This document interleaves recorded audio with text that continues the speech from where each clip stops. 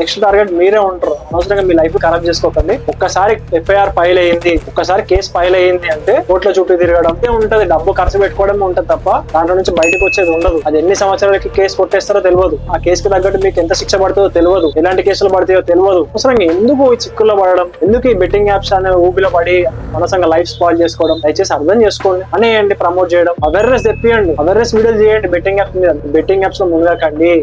కొత్తగా ఏది వచ్చిందో ఆ బెట్టింగ్ యాప్ ఉంటది కదా, ఎవడో ఒక ప్రమోట్ చేస్తూ ఉంటాడు, వాడిని హైలైట్ చేయండి, చేసి వాడు చేసే తప్పు అని చెప్పి ఈ యాప్ లో ప్రమోట్ చేస్తే ఈ యాప్ లో వెళ్తే ఏమైతుందో అని చెప్పేసి అవేర్నెస్ తెప్పియండి, యూత్ కి అవగాహన అనేది తెప్పియండి. మీరు కాకపోతే ఇంకోటి తెప్పిస్తారు. యూట్యూబ్ ఇన్ఫ్లుయెన్సెస్ గా, ఇన్స్టాగ్రామ్ ఇన్ఫ్లుయెన్సెస్ ఉన్నప్పుడు మీరే కదా ప్రజల్ని మార్చేది, వాళ్ళకు ఒక అవగాహన తెప్పించేది మీరే కదా. మీరే అవగాహన లేకుండా, మీరు అవగాహన లేకుండా కాదు, మీరు అన్ని తెలిసి కూడా వాళ్ళని ముంచుతున్నారు అంటే మీరు పెద్ద ఫ్రాడ్ చేస్తున్నట్టే, మీరు పెద్ద క్రైమ్ చేస్తున్నట్టే. దయచేసి ప్రజలకి, ఎవరైతే మీ ఛానల్లో చూస్తున్నారో వాళ్ళందరికీ బెట్టింగ్ యాప్స్ మీద ఒక మంచి అవేర్నెస్, ఒక మంచి అవగాహన తెప్పించి వాడొద్దు, వాటి వల్ల ఇలాంటి నష్టాలు ఉంటాయి అని చెప్పేసి మీరు క్లియర్ గా వాళ్ళకి చెప్పండి. నెక్స్ట్ టైం నుంచి వాళ్ళు బెట్టింగ్ యాప్స్ లో మనీ పెట్టడం మానేస్తారు.